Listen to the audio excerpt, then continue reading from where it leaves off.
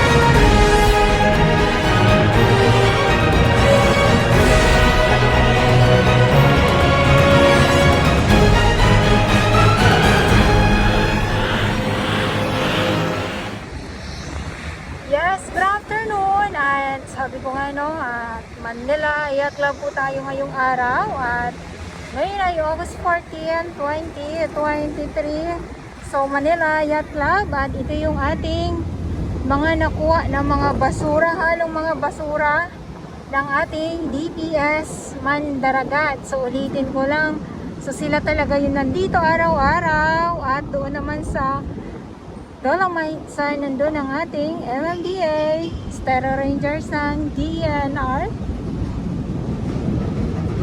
So ito yung mga nasasako. Halo na po ito, no? At yung mga kahoy na halo din na pwede ka na makagawa ng bahay. So dito naman ay ito naman pag nandito naman yung truck na dumarating, so hinahakot naman po ito, kaya talaga naman na nababawasan din, kasi kung hindi ito nababawasan, so mas tatambak pa ito ng gusto. Kita nyo po yan, oh. Grabe, no? And sa ating po mga viewers, ayan, so ito yung lumang banyo, yun nasa unahan, at ito yung bago naman na banyo. So sa mga nagtatanong, wala pa po tayong update dyan kung kailan pa talaga yan magbubukas sa publiko.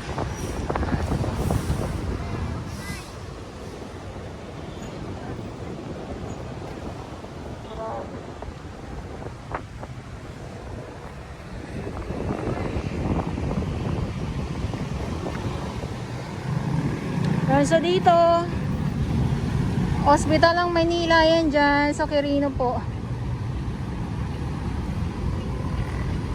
At itong ano na to ay itong drainage na to ay sarado na po ito. So hindi na po siya dito nakakawala yung ano diyan, yung tubig or yung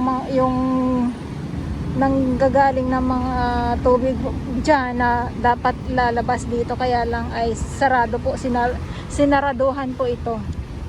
Ayan, so ito yung update natin. Maraming salamat po sa inyo lahat at ulitin ko lang po.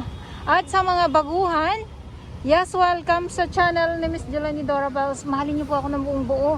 Yun ay hindi galing sa ilong ng mga singaw. Garasuwan at ulitin ko lang, today is Monday Pinas. Manila Yacht Club tayo sa ating mga viewers at syempre nakimarites po muna ako. Good afternoon sa inyong lahat at update tayo dito sa Manila Yacht Club na kung saan nga po ay naabutan natin to na may isda dito. Kaya lang hindi ko alam kung anong klaseng isda ito ha. Ayan oh.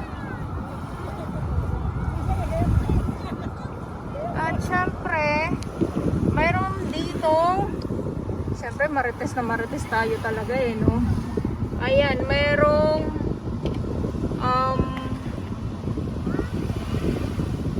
ano ba to, banak ba? At saka tilapia at saka yung isa, yung ano nga tawag dito sa isa? Lapu-lapu! Pasensya naman! Lapu-lapu po yan ah. Ayan yung isa, kaya lang yung iba na ano na humihinga-hinga pa, yung iba wala nang buhay. Wala nang buhay talaga. Yung lapu-lapu yata parang wala na. Ay, may hininga pa. Ay, sana hindi ako ano hinahinan ko nga. Ay!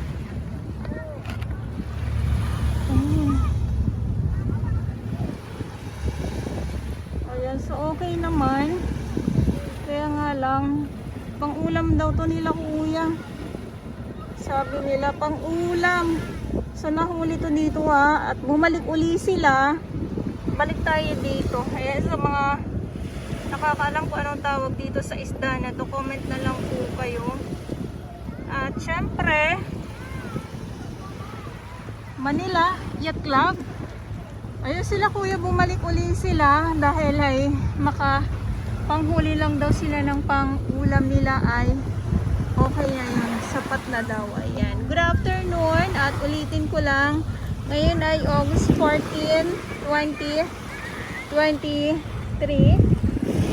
at yes, ito yung inyong makikita sa ngayon, no? At sobrang tambak ng mga kahoy. Muli, sabi ko nga, no, pwede na makagawa ng isang bahay. At yung mga nasa sako, ayan po ay yung mga halo-halong mga basura na nakuha ng ating DPS Mandaragat. Ayan, so sila po yung nandito talaga araw-araw. Umulan, uminit, bumagyo. At doon naman po sa Manila Yacht Club ay wait lang. At yung nandoon naman po sa Dolomite Sun ay ang ating MMDA Star Rangers ng DENR. Yun, ito yung update natin ngayon dito. At syempre sa ating mga volunteers, maraming salamat po sa inyo. Biruin nyo, no? May lapu-lapu. May lapu-lapu na nahuli ang ating mga mangingisda ngayon. So, yun nga yun, nandun sila. Ayan, o. Bumalik sila kasi sabi nga ay pang ulam lang ay okay na. O, diba, saan ka pa? Makakuha ka lang ng pang ulam dito sa araw-araw ay syempre ano na din yun, tipid na din yun sa gastusin.